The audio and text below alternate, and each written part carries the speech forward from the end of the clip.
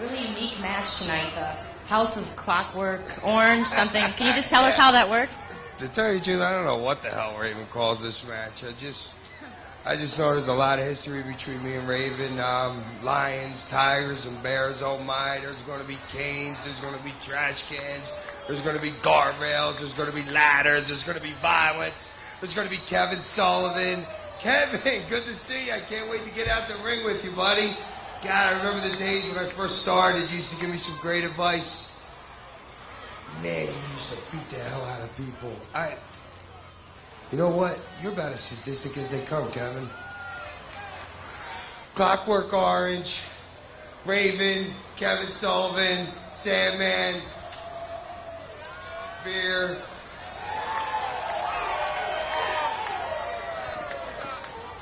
Quote the Sandman. Never. And Don, if you think about it, who better?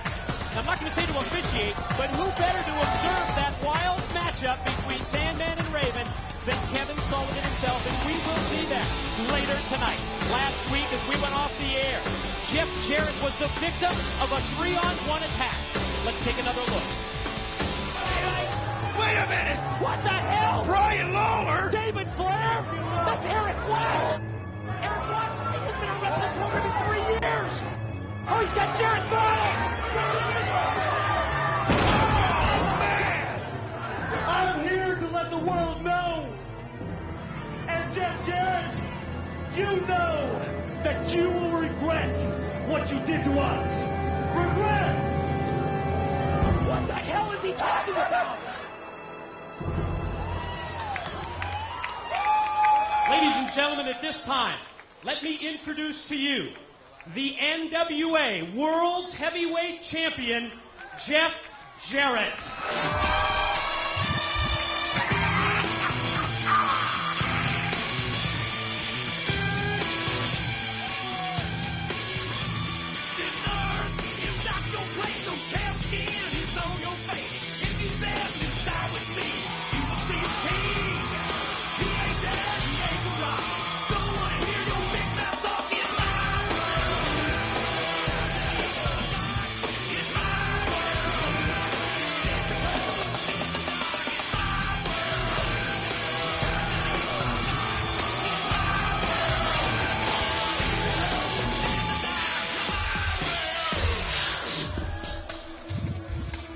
Jeff Jarrett,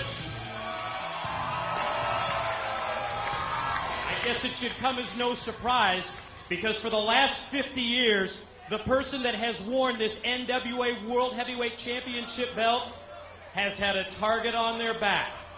And I want to talk about people like Raven, like AJ Styles, that all want title shots. But before I get to that, I have to ask you about the comments that we heard earlier tonight when I went earlier this week to Atlanta, Georgia, and spoke to Vince Russo, and Russo claims he's getting out of the wrestling business.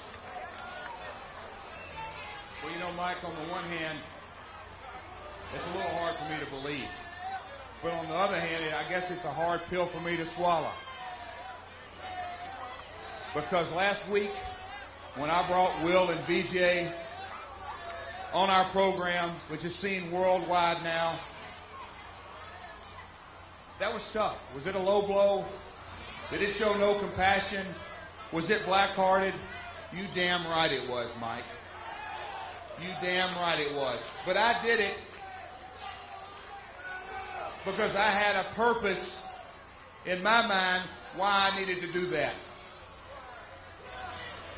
Damn right. Because Vince Russo is not the same guy I knew 10 years ago.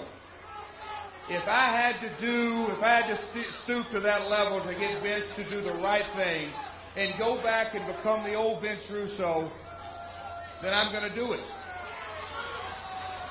Mike, you may not feel the way I do about Vince, but we're talking about a guy who at one time was my best friend. We're talking about a guy at times who stepped up to the plate, and he came from a magazine writer, and he rose through the ranks at WWF, and then he was the guy at AOL Time Warner subsidiary in WCW, and I know you've had your differences.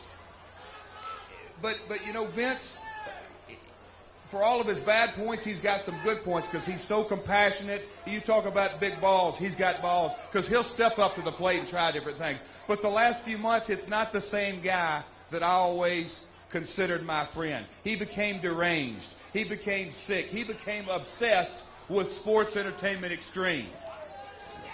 And when he did that, he totally lost focus of the business that he once loved. He turned it around, and he hated the business that he once loved. So you know what, Mike? I don't know really what to think because I've got a lot on my plate. But for Vince to walk away from the business, that's not that's not the Vince Russo. No. So, Mike, I'm stumbling here. I don't know what to think, Mike. Let's talk about the people that has seemingly come from every corner for a shot at this NWA World's Heavyweight Championship.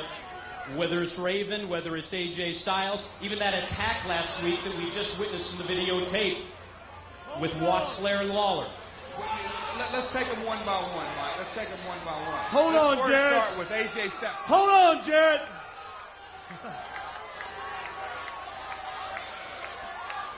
We've got to talk. Oh, no. Jeff, just wait a minute, man. Wait a minute. Hold on. You're not going to need that chair tonight. I didn't come to fight. I came to talk. I came to explain why I threw you through the table last week. See, there's a lot of people out in this world that are wondering why I threw you through the table. Matter of fact, I know you're wondering. And I can sit here and tell you the answer you want to hear. I can tell you the answer is I was mad because you left out three of the greatest second generation wrestlers ever. You left out Flair. Woo! You left out Lawler.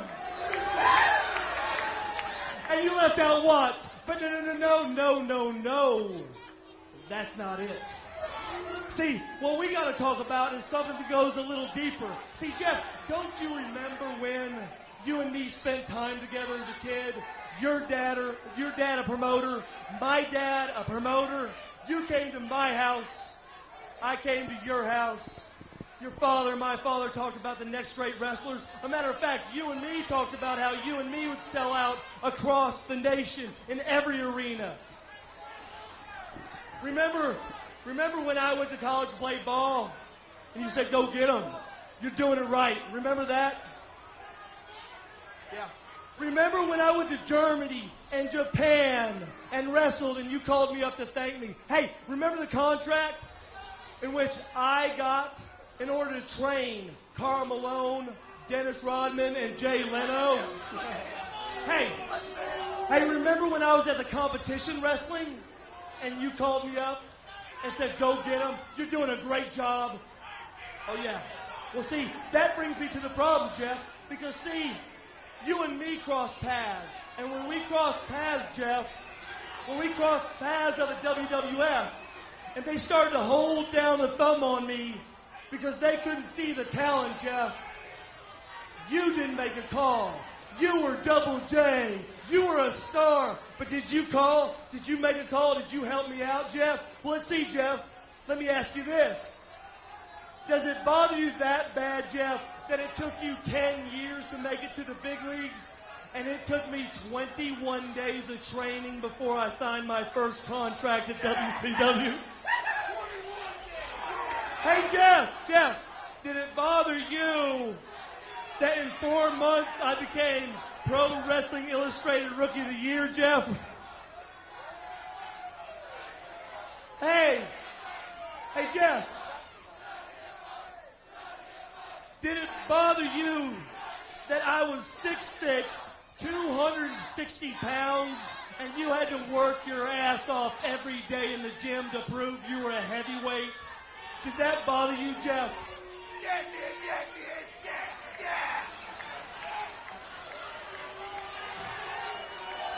Well, Jeff, let me tell you something.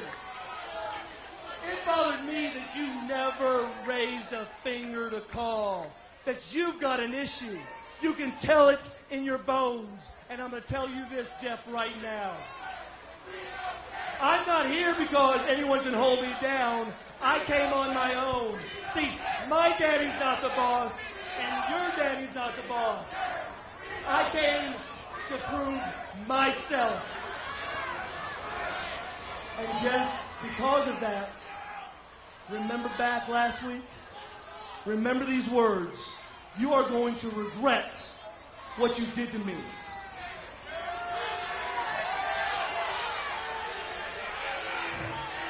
Go ahead, Jeff. You're thinking it. The chair. You can knock me out now. Jeff, you know why you're not. You know why you're not. Jeff, remember, not here, not now. You're going to regret what you did to me.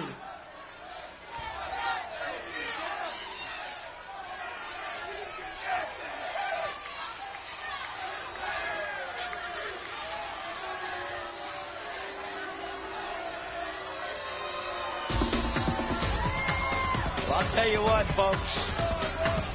Sounded like some second-generation sour grapes to me. Not sure what that's all about. Eric Wadsfield, he's been slighted. And Brian Rollerfield, he's been slighted. Their names been slighted.